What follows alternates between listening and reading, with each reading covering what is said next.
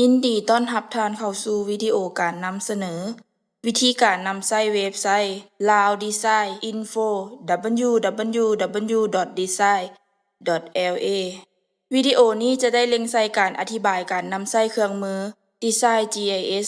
ท่านต้องเป็นสมาชิกที่ได้ลงทะเบียนแล้วจึงสามารถเข้านำใช้เครื่องมือดังกล่าว ในเครื่องมือ Design GIS ท่านจะสามารถนำใช้ฐานข้อมูลต่างๆที่หลากหลายที่ท่านมีความสนใจเพื่อนำเสนอและแสดงถึงแผนที่มาของข้อมูลแผนที่แต่ละชั้นแม่นเบิ่งตามกาเครื่องหมายองค์กรอยู่ทางด้านซ้ายถึงของแผนที่และชื่อองค์กรที่อยู่ทางด้านขวาลุ่มของแผนที่ทางด้านซ้ายลุ่มของหน้าแผนที่สามารถเลือกจากฐานข้อมูลของแต่ละองค์กรและนำเสนอแต่ละข้อมูลถึงแผนที่กดปุ่มเทื่อหนึ่งถึงเครื่องหมายบวกเพื่อขยายให้เห็นกลุ่มข้อมูลและตัวชี้วัดต่างๆในแต่ละฐานข้อมูลของแต่ละองค์กรกด2เทื่อใส่ถึงตัวชี้วัดที่ท่านสนใจเพื่อนำเสนอถึงหน้าแผนที่ทุกข้อมูลที่กดจะขึ้นไปอยู่ถึงหน้าแผนที่มีหัวข้อมูลจะแสดงอยู่บนนี้และข้อมูลจะแสดงถึงแผนที่ท่านสามารถเอาเข้าหลายชั้นเพื่อเลือกข้อมูลที่ท่านต้องการจากฐานข้อมูลของแต่ละองค์กรสิ่งที่แสดงอยู่ห้องตัดตารางก็จะแสดงขึ้นเป็นชั้นเทิงของแผนที่โดยทั่วไปแล้วชั้นที่แสดงเป็นจุดซึ่งจะแสดงให้เห็นเป็นเครื่องหมายแบบนี้นำเสนอขึ้นชั้นเทิงของแผนที่เป็นขอบเขต Polygon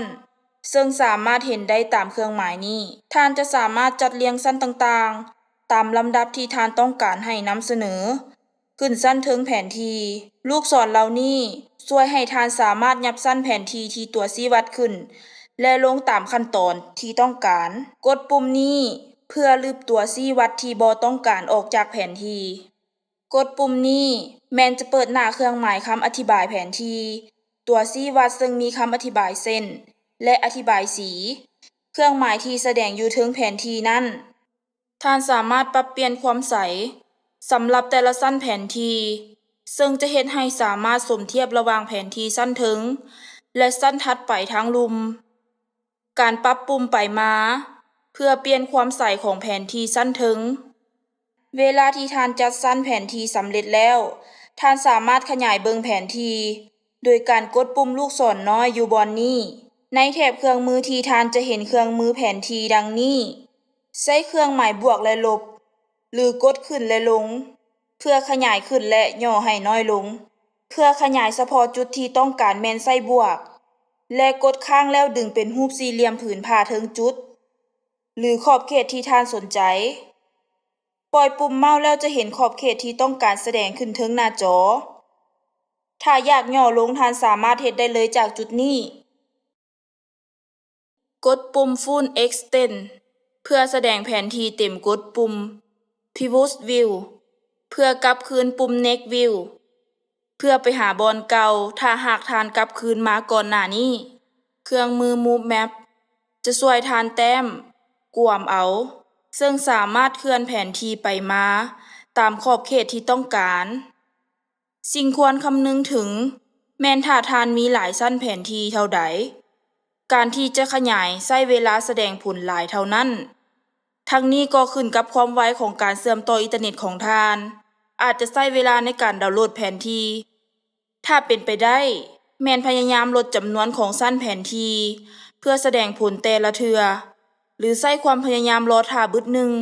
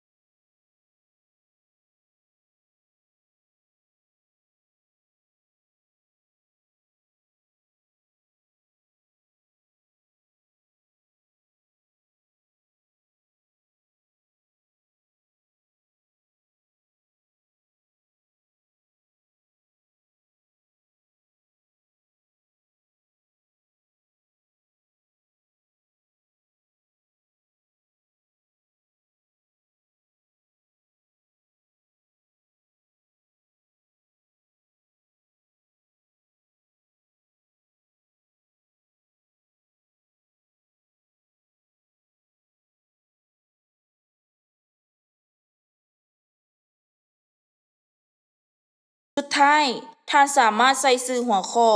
และหัวข้อย่อยของแผนที่ได้หลังจากที่สำเร็จการเกี่ยมแผนที่แล้วกดปุ่ม Print เพื่อบันทึกแผนที่เป็นรูปแบบ PDF เฮ็ดแนวนี้ท่านจะเห็นหน้าบันทึกปรากฏขึ้นมาถึงหน้าจอซึ่งท่านจะสามารถระบุชื่อที่ตั้งของไฟล์แผนที่ที่ท่านต้องการจะบันทึกไว้หลังจากดึงลงมาไว้ในเครื่องของท่านสำเร็จแล้วให้ท่านเปิดแผนที่แล้วท่านจะปรากฏเห็นแผนที่ที่มีหัวข้อและหัวข้อย่อยอยู่ถึงเครื่องหมายคำอธิบายแผนที่อยู่ลุ่มของแผนที่แต่ละชั้นของแผนที่มีตารางข้อมูลห้องว่า Attribute Table ซึ่งท่านสามารถเข้าเบิ่งอยู่บอนนี้หลังจากกดปุ่มนี้หน้าตารางของชั้นแผนที่ท่านเลือกจะปรากฏขึ้นซึ่งแถวหนึ่งจะแม่นจุดหนึ่งหรือขอบเขตหนึ่งถึงแผนที่ตัวอย่างบ้านหนึ่งโดยทั่วไปแล้วตารางจะปรากฏมีรหัสและชื่อของข้อมูลเป็นตัวเลขของตัวชี้วัดท่านสามารถดึงตารางนี้ด้วยการกดปุ่มบันทึก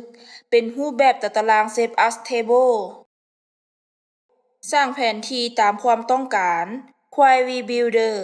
ท่านสามารถเลือกลักษณะการนำเสนอข้อมูลเทิงแผนที่ตามเงื่อนไขที่ท่านต้องการเฮ็ดเวียกกับหน้าที่ปรากฏขึ้นมาอยู่หน้าจอเพื่อเลือกตามเงื่อนไขที่ท่านต้องการสำหรับชั้นแผนที่ที่ท่านได้เลือกไว้ทำอิฐเลือกเอาตัวชี้วัดหนึ่งจากตารางของชั้นแผนที่ยกตัวอย่างในกรณีนี้แม่นอัตราการเกิดขึ้นของความทุกข์ยากแม่นเป็นอันดับสุดท้ายอยู่ในรายการข้อมูลเลือกบ้านทั้งหมดที่มีอัตราความทุกข์ยากหลายกว่า 50% เลือกเครื่องหมายใหญ่กว่าอยู่ในห้องที่2และพิมพ์50ใส่หน้าสุดท้ายกดปุ่มเลือก Select แล้วบ้านที่อยู่ในเงื่อนไขที่ระบุไว้ข้างถึงก็จะถูกเลือกและให้ไล่เป็นสีฟ้าอยู่เทิงแผนที่ถ้าหากว่าท่านต้องการใช้เงื่อนไขที่2กดปุ่มบวกเพื่อเพิ่มแถวที่2เพื่อให้เงื่อนไขตื่มในการเลือกตัวอย่างเพื่อเลือกตามเงื่อนไขทางถึงแสดงแขวงอุดมไซท่านสามารถเลือกโดยใช้เงื่อนไขที่2ดังนี้ห้องที่1เลือกชื่อแข็งหลังจากนั้นใช้เครื่องมือปฏิบัติการเท่ากับห้องที่2และห้องที่3ชื่อแขวงที่ท่านต้องการเลือกแขวงอุดมไซท่านต้องการเฮ็ดตามเงื่อนไขต้องเลือกทั้งหมดที่ถูกกับเงื่อนไข Max Condition ก่อนที่จะกดปุ่ม Select บ้านที่ถูกกับเงื่อนไขจะถูกไฮไลท์ทาสีเป็นสีฟ้าเทิงแผนที่เวลาที่ท่านเปิดตารางก็จะเห็นแต่ข้อมูลของบ้านที่ถูกเลือกเท่านั้นอีกวิธีหนึ่งแม่นเลือกเทิงแผนที่โดยกงเลยโดยใช้เครื่องมือเลือก Select หรือเลือกแต้ม Freehand Select ใช้เครื่องมือเลือก Select ท่านจะสามารถแต้มสี่เหลี่ยมผืนผ้าถึงแผนที่ทุกคุณลักษณะของแผนที่ภายในสี่เหลี่ยมผืนผ้าที่เลือกจะถูกตัดออกเครื่องมือเลือกแต้ม Freehand Select แม่นเฮ็ดคือกันแต่ต่างกันอยู่บอนว่าท่านจะสามารถแต้มขอบเขตด้วยการกดปุ่มและแต้มอ้อมขอบเขตที่ท่านต้องการสุดท้ายแม่นกด2เทื่อเพื่อสำเร็จการเลือกขอบเขต